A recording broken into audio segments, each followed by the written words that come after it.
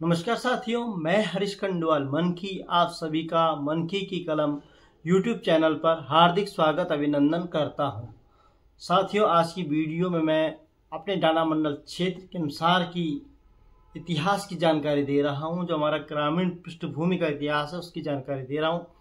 किमसार में कौन लोग रहते थे, कौन लोग रह रहे हैं, किमसार में क्या सुविधाएं हैं, किमसार क्यों आगे नहीं बढ़ पाया, उन सब का समीक्षा हम आज की वीडियो में करने जा रहे हैं। ये जो जानकारी दी गई है वह स्थानीय प्रबुद्ध लोगों के द्वारा दी गई है जो किमसार को पुराने टाइम से जानते आ रहे हैं। तो इसी पे हम बात करेंगे। आप चर्चा में जरूर बने रहिएगा। आज की वीडियो बहुत अच्छी बनने वाली है। खास करके जो डाना मंडल को जानना चाहते हैं, जो यमकेश्वर को जानना चाहते हैं, जो किमसार को जानना चाहते हैं, उनके लिए वीडियो बहुत अच्छी बनने वाली है। आप लोगों ने किमसार का नाम सुना होगा, तो क्यों फेमस है, क्या है उस गाँव के अंदर, ऐसा बार बार हर कोई जब परिचय देता है डाना मंडल किमसार कहता है या और गांव कहते हैं, तो इसके बारे में हम बात करेंगे।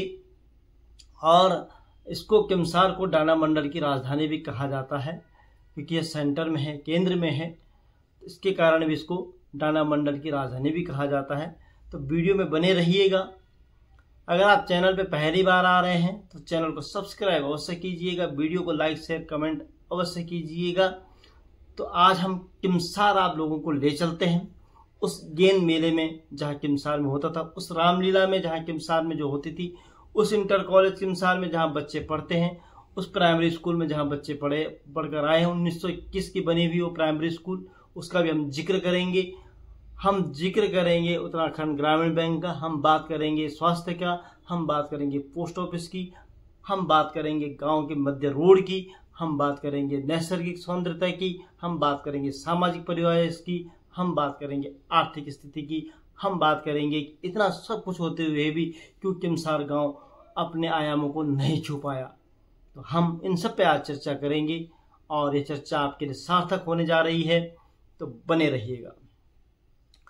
यमकेश्वर प्रमुख जो यमकेश्वर जो प्रखंड है, जो यमकेश्वर ब्लॉक है, उसमें प्रमुख क्षेत्रों में डाना मंडल की प्रमुख भूमिका सदियों से रही है। अगर हम राजनीतिक प्रवेश की बात करते हैं तो डाना मंडल का चुनाव में जिस तरह से नतीजे आते हैं वो डाना मंडल बहुत महत्वपूर्ण भूमिका निभाता है। तो इसलिए यमकेश्वर प्रखंड के जो प्रमुख क्षेत्रों में डाना मंडल की प्रमुख भूमिका सदियों से मानते हुए आ रहे हैं। डाना मंडल क्षेत्र के अंदर अगर हम बात करें, गंगा भोपुर से लेकर तिमल्याणी अमोला तक के दर्जनों गांव इस क्षेत्र में आते हैं। डाना मंडल से गंगा भोगपुर, तल्ला बनास, मल्ला बनास, कसाण, भूमिया किसार, जोगियाना, किमसार, दरियाल, रामजीवाला, धारकोट, मरोड़ा, अमोला, तासला मोला, देवराना, कांडे, तिमल्याणी, मल्ली गुंडी या चमकोट खाल के आसपास का जो क्षेत्र शामिल है, तो यह सब उसी में आता है। और डाना मंडल से ही ताल घाटी भी जुड़ी हुई है क्योंकि ताल घाटी के सभी जो ग्राम सभाएं हैं, ताल घाटी में जो गांव हैं, वह डाना मंडल क्षेत्र के गांव के उपग्राम है, यानी राजस्व ग्राम है। अगर यहाँ की राजधानी अगर किमसार, जिसको मिनी मसूरी के नाम से जाना जाता है, तो मान भी ली जाए तो कोई अतिशयोक्ति नहीं होगी। आज डाना मंडल की राजधानी कहे जाने वाले किमसार गांव के इतिहास से लेकर सामाजिक, आर्थिक, राजनीतिक और सांस्कृतिक पक्षों पर हम बातचीत करेंगे। वैसे अब हम किमसार गांव के इतिहास की तरफ चलते हैं। इतिहास क्या कुछ कहता है। किमसार गांव डाना मंडल क्षेत्र के प्राचीन गांव में से एक है। जनश्रुतियों के अनुसार किमसार गांव के कंडवाल जाति के लोग कानाखाल बनाली से लगभग 17वीं शताब्दी में आए, जबकि जो कपोलाबिष्ट जाति के लोग हैं, वह कपोसी पट्टियों से आए हैं। यहाँ पर पहले बहुगुणा जाति के 2 परिवार निवास करते थे जो टिहरी से आए हुए थे। इसी प्रकार भट्ट जाति के लोग जो हैं जुलेडी से आए हुए बताए जाते हैं। भटकोटी लिखते हैं, कोई भट्ट लिखते हैं तो भटकोटी लिखते हो। इसी तरह से महर नेगी और मथ नेगी भी अन्य क्षेत्रों से आए हुए बताए जाते हैं। वहीं यहाँ अंथवाल जाति का एक परिवार निवास करता था। उसके बारे में कहा जाता है कि कंडवाल जाति में की कन्या से इन्होंने विवाह किया था और एक घर जमाई वहां पे रह रहे थे। इसी प्रकार नौटियाल जाति के लोग भी यहाँ पे घर जमाई के तौर पे रहे। वर्तमान में नौटियाल, अंथवाल और भगोड़ा जाति का कोई भी परिवार अब किमसार गांव में नहीं है, वहां से पलायन कर गए। यहाँ पर पूर्व प्रधान सोहन सिंह नेगी जो बुटोला जाति के हैं एवं 2 परिवार वर्तमान में यहाँ निवासरत हैं। किमसार गांव थोकदारों का गांव नहीं था, बल्कि यह कंडवाल जाति में पदमचारी की जिम्मेदारी दी गई थी, जिसका कार्य जो था माल गुजारी कर वसूल करना था। किमसार गांव के लोगों का खेत ताल घाटी में, दिवोगी में, साइकिलवाड़ी, यहाँ तक कि खैराना तक फैला हुआ था। अब हम बात करेंगे किमसार गांव की भौगोलिक स्थिति। किमसार गांव समुद्र तल से करीब लगभग 3500 ऊंचाई पर स्थित है। किमसार गांव की अगर हम पूरब की बात करें तो दरियाल गांव जो रामजीवाला का उपग्राम है वह आता है। पश्चिम उलेला जोगियाना जो मल्लाब्रांस का उपग्राम है वह आता है, और दक्षिण में रामजीवाला है। दक्षिण क्षेत्र की हम बात करें तो रामजीवाला है, और उत्तर पश्चिम में मल्लाब्रांस स्थित है। किमसार गांव पहाड़ की ऊंचाई पर होते हुए भी समतल पर बसा हुआ है। किमसार से लालढांग क्षेत्र दिखाई देता है। किमसार गांव के मध्य एक विशालकाय सेमल का पेड़ था जो उस गांव की शान कही जाती थी, जो डाकखाने के पास अवस्थित था। इस पेड़ को किमसार गांव की आत्मा मानी जाती थी, समझी जाती थी। लेकिन वर्षों तक किमसार की कई पीढ़ियों को छाव देने वाला अब यह पेड़ धराशायी होकर शहीद हो गया है। किमसार गांव के से चौखंबा पर्वत और हिमालय की हिमालय पर्वत की जो हिम से लदी हुई पहाड़ियां दिखाई देती हैं, उसके दर्शन यहां से आसानी से हो जाते हैं। वहीं पश्चिम में लालढांग में बहती नदी का क्षेत्र स्वरूप देखने को मिलता है। उत्तर पूर्व में रणचूला और नौगांव उड्डा की पहाड़ियां सबको अपनी ओर आकर्षित करती हैं। गांव में आज भी खेती की जाती है। अभी 1-2 परिवार कृषि व्यवस्था के अंतर्गत गोट व्यवस्था की परंपरा को जीवित रखे हुए हैं। अब धीरे धीरे वह भी समेटने में आ गया है। किमसार गांव की सामाजिक स्थिति कैसी है, क्या है, वहां पे कौन लोग रहते हैं, कैसे लोग रहते हैं, कहां से आए हैं, उस पर हमने पहले भी बात किया है, इतिहास में हम बता चुके हैं। लेकिन सामाजिक स्थिति पे बात करनी जरूरी होती है। किसी भी ग्रामीण पृष्ठभूमि सामाजिक स्थिति महत्वपूर्ण होती है। किमसार गांव में अनेक जाति के लोग निवास करते हैं। किमसार गांव को मूल रूप से कंडवाल जाति के लोग निवास करते हैं। इसके अलावा यहाँ पर मैंने जैसे पहले बताया कपोला, बिष्ट, महर नेगी, महत नेगी, बुटोला, राणा, भट्ट, नौटियाल, अंथवाल, भगोड़ा जाति के लोग निवास करते थे। इसमें नौटियाल, अंथवाल, भगोड़ा जाति के पहले निवास करते। भगोड़ा परिवार का एक मकान अभी भी है, नौटियाल का परिवार भी है और अंथवालों का घर अभी भी है। शायद वो जाते आते होंगे, लेकिन अब वहाँ पे कोई परिवार वर्तमान में नहीं रह रहा है, इसलिए कह रहे हैं। वहीं टंटा और जो एससी जाति के लोग हैं वह भी निवास करते हैं। उनकी अपनी एक जगह है, वो अपने इंटर कॉलेज किमसार के पास पूरा उनका अपना एक मोहल्ला है, अपने क्षेत्र में वहाँ रहते हैं। वर्तमान में नौटियाल, अंथवाल और भगोड़ा जाति के लोग यहाँ से पलायन कर गए हैं।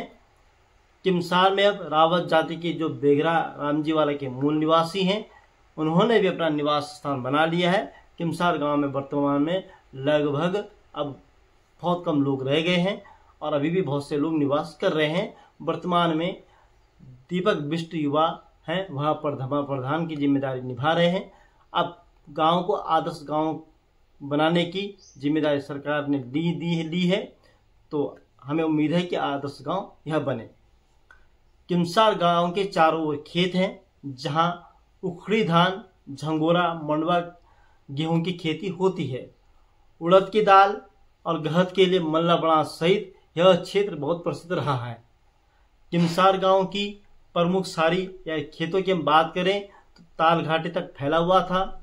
किमसार में लुड़कू, रयस, बिराड़ी, टांडी, जिबुलगढ़ और मथनेगी जाति के लोग हैं। उनकी अधिकांश जमीन जो है वह दिवोगी मौजा में स्थित है, जबकि कंडवाल जाति के कुछ परिवारों की जमीन ताल खैराना तक, यहाँ तक कि घुरगडी के सामने जठुंडा नामक जगह तक आज भी किमसार की कंडवाल जाति के लोगों की जमीन अवस्थित है। खैराना में भी बहुत जमीन अभी भी है। यहाँ पर 1999 के करीब अस्थायी सड़क आने से इस क्षेत्र को एक नई पहचान मिली। किमसार गांव के मध्य गुजरने वाली सड़क ने यहाँ विकास के नए आयाम छूना था, लेकिन यह दुर्भाग्य ही समझा जाएगा कि सड़क आने के बाद भी यहाँ पलायन ज्यादा हुआ है। हालांकि प्रवासी लोग अब किमसार में अपना मकान बनाना लग गए हैं, अपने मकान बनाना शुरू कर दिया है। किमसार गांव के मध्य में कमलेश्वर मंदिर और किमसार गांव के ऊपर नरसिंह देव एवं राम मंदिर स्थित है, जो भगवान के रूप में अवस्थित है और इस गांव को अपना आशीर्वाद देते हैं। यहाँ पर उत्तराखंड ग्रामीण बैंक, डाकघर, primary school, inter college Kimsar एवं प्राथमिक स्वास्थ्य केंद्र की सुविधा उपलब्ध है। प्राइमरी स्कूल की बात अगर हम करें तो 1981 में बना। इंटर कॉलेज की बात करें तो 1965-66 में स्कूल की स्थापना हुई। आज यहाँ पे मैनेजमेंट का स्कूल है, मैनेजमेंट चलाता है। हालांकि स्कूल में पर्याप्त सुविधाएं नहीं हैं, न शिक्षक पर्याप्त हैं, और जो शिक्षक कार्य कर रहे हैं वह बहुत कम मानदेय में कर रहे हैं। इसलिए बच्चे यहाँ से धीरे धीरे कम, बच्चों की संख्या कम होती जा रही है, जो चिंताजनक स्थिति बनी हुई है। इंटर कॉलेज की जो हालात है वो डांडा मंडल की शान को कहीं ना कहीं छवि को धूमिल कर रहा है। हालांकि यह स्कूल बहुत आगे बढ़ना चाहिए था, लेकिन तमाम कारणों के कारण यहाँ पीछे होते हुए दिखाई दे रहा है। यहाँ वर्तमान में अस्पताल भी है और वहाँ पे कम ही स्टाफ नियुक्त है। लोग जाते हैं, वहाँ पे जो सुविधाएं उनको मिलती हैं वो बहुत ही कम लोग वहाँ पे जा पाते हैं। तमाम बड़ी सुविधाएं नहीं हैं, लेकिन जो भी है वहाँ पे एक अस्पताल सुविधा है, छोटे मोटे इलाज वहाँ पे हो जाते हैं। इसका कारण डांडा मंडल राजधानी क्षेत्र की राजनीति का केंद्र तो बना, लेकिन यहाँ अति महत्वाकांक्षा का भेंट चढ़कर रह गया और इंटर कॉलेज किमसार और अस्पताल राजनीतिक मुद्दों का हिस्सा मात्र बनकर रह गए हैं। किमसार गांव में बहुत पहले पानी की बहुत बड़ी समस्या हुआ करती थी, जिस कारण किमसार गांव का पलायन बहुत ज़्यादा हुआ। तब पानी को मुख्य कारण माना गया, लेकिन ग्रामीणों ने आपसी सहयोग से, आपसी सहभागिता से, सरकारी सहायता से जुगिया पानी से लेकर लिफ्टिंग करवाकर गांव के घर घर तक पानी की सुविधा उपलब्ध करा दी है। अब घर घर में पानी आता है। प्राकृतिक स्रोत अभी भी हैं, वहां से भी पानी लोग लाते हैं। किमसार गांव के बहुत पुराने समय में गेंद मेले का आयोजन होता आया है। यह किमसार की एक सांस्कृतिक धरोहरों के रूप में मानी जाती है। पुराना क्षेत्र रहा है, काफी पुराने समय से गेंद मेला यहाँ पे आयोजन होता रहा है। किमसार गेंद मेले का अपना अलग ही महत्व रहा है, लेकिन समय के अनुसार मेला अब औपचारिकता को निभा रहा है। आशा करते हैं नए युवा इस गेंद मेले को आगे बढ़ाएगी। डांडा मंडल क्षेत्र के लोगों की उपेक्षा के कारण ऐतिहासिक मेला धीरे धीरे ह्रास की ओर जाता हुआ दिखाई दे रहा है। अभी तक की जो स्थिति, पिछले 2-3 सालों में थोड़ा युवाओं ने इसमें उत्साह लाए हैं, क्रेज लाए हैं, तो फिर गेंद मेला एक नई ऊंचाइयों की ओर बढ़ने के आसार दिखाई दे रहे हैं। ऐसे ऐतिहासिक गेंद मेला के प्रति होने वाले अरुचि क्षेत्र में शराब जैसी सामाजिक बुराई को महत्वपूर्ण कारक माना जा रहा है। इस कारण जो है मेले के प्रति लोगों का रुझान कम हुआ है। किमसार गांव में रामलीला अपना एक अलग महत्व रहा है। पहले बीच में जो है रामलीला कम हो गई थी, लेकिन पिछले कुछ सालों से यहाँ पर रामलीला हर साल हो रही है, जो भी एक आकर्षण का केंद्र बनी रहती है और इस क्षेत्र की पहचान है। डांडा मंडल क्षेत्र पहले से राजनीति का महत्वपूर्ण केंद्र रहा है। देश के स्वतंत्रता आंदोलन किमसार के नजदीक थुपरडंग क्षेत्र राजनीति का केंद्र बिंदु रहा है। किमसार के कुशालमणि कंडवाल जी, कन्हैया लाल भट्ट जी, बेगरा के माधो सिंह रावत जी, रामजी वाला के नयनदत्त भट्ट जी, गंगा सिंह जी, धारकोट के विष्णुदत्त जी और कुशाल सिंह जी, जिन्होंने तार घाटी में अंग्रेजों की अधिकृत मदिरा की भट्टी को 2 बार तोड़ा था और ब्रिटिश गढ़वाल के कमिश्नर ने इनको बागी घोषित करके पकड़ने के लिए आदेश जारी कर दिए थे, जिसमें कन्हैयालाल भट्ट जी को और 1-2 लोगों को जेल की सजा 6 महीने का कारावास भी भुगतना पड़ा था। पिछले वीडियो में मैंने यमकेश्वर की क्रांतिकारियों के बारे में डाला है, उसमें इन सबका विवरण दिया हुआ है। ये लोग कुछ समय तक थुपुलडंग की गुफा में दिन में रहकर आंदोलन की योजना बनाते थे। आज़ादी के बाद, राज्य स्थापना के बाद यह पूरा क्षेत्र डाना मंडल राजधानी का केंद्र माना गया है। किमसार में स्वरोजगार की दस्तक तो तब हो गई थी जब यहाँ पर सड़क की सुविधा नहीं थी। किमसार गांव के निवासी श्री दर्शनलाल कंडवाल जी, जो अपने जमाने में प्रतिष्ठित माने जाते थे, ठेकेदार थे, उनके बेटों ने, उनमें जिसमें गिरीश कंडवाल जी और उनके भाइयों ने रामबास से न सिर्फ रेशे का उत्पादन किया, बल्कि रामबास उगाकर वहां पर रोजगार की संभावनाओं को खोज निकाला। श्री गिरीश कंडवाल जी के अनुसार वहां पर 1984 में रामबास से रेशम का उत्पादन शुरू हो चुका था और उनका रेशा पूर्वी भारत तक निर्यात किया गया। रेशे में आर्टिफिशियली ज्वेलरी से के क्षेत्र से बहुत ज़्यादा प्रयोग किए गए, जो काफ़ी सफल भी रहे। इस तरह के अनुसार में अन्य स्वरोजगार के साधन उपलब्ध हो सकते हैं और वहाँ पे अब लोग स्वरोजगार भी कर रहे हैं, दुकानें भी बहुत खुली हुई हैं। किमसार गांव की वर्तमान स्थिति की बात की जाए तो कहने को यहाँ पे इंटरमीडिएट कॉलेज, प्राइमरी स्कूल, अस्पताल, बैंक, पोस्ट ऑफिस गांव के मध्य सड़क है, जिस कारण इसे डाना मंडल का केंद्र बिंदु माना जाता है और समतल में बसे होने के कारण, प्राकृतिक सौंदर्यता के कारण इसे डाना मंडल का मिनी मसूरी की संज्ञा दी गई है। तो यह अतिशयोक्ति भी नहीं कह सकते हैं, क्योंकि यह क्षेत्र ऐसा लगता भी है। लेकिन किमसार क्षेत्र जिस तरह से बसा हुआ है और डाना मंडल के मध्य में से स्थित है, उस दृष्टिकोण से प्रगति नहीं कर पाया है, जबकि इस क्षेत्र का सबसे प्रमुख बाजार का स्वरूप ले सकता था। तो किमसार जो गांव है उसकी अपनी भौगोलिक स्थिति है, अपनी जो सुंदरता, प्राकृतिक सौंदर्यता है, वो देखने लायक है। लेकिन उसके बावजूद भी किमसार गांव को जिस प्रगति को आगे बढ़ना था वह प्रगति नहीं कर पाया है। इसमें अनेकों कारण माने जाते हैं। एक तो पलायन मुख्य कारण माना गया है, दूसरा प्रबुद्ध जीवियों ने दोबारा वापस नहीं लौटना भी एक प्रमुख कारण माना गया है। स्थानीय राजनीति सब जगह हर गांव की है, इसमें कोई किमसार अलग गांव नहीं है, सब जगह में होती है। लेकिन जिस तरह किमसार गांव समतल में बसा हुआ था, मार्केट वहां पे बहुत अच्छा उपलब्ध हो सकता था, अनेक सुविधाएं वहां पे हो सकती हैं। अब धीरे धीरे आगे बढ़ रहा है, जैसा कि अब युवा वहां पे आगे आ रहे हैं। उम्मीद है कि युवा इस गांव को एक नई दिशा और नया दशा देने का प्रयास करेंगे। मेरा खुद का मूल ग्राम किमसार है और मैं वहाँ का ही मूल निवासी भी हूँ।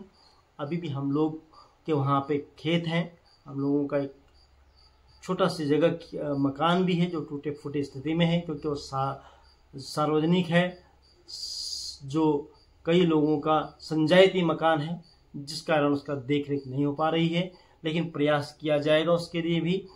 तो इस तरह से आज हमने किमसार गांव की जो सामाजिक, आर्थिक, राजनीतिक, ऐतिहासिक चर्चा थी वो की है।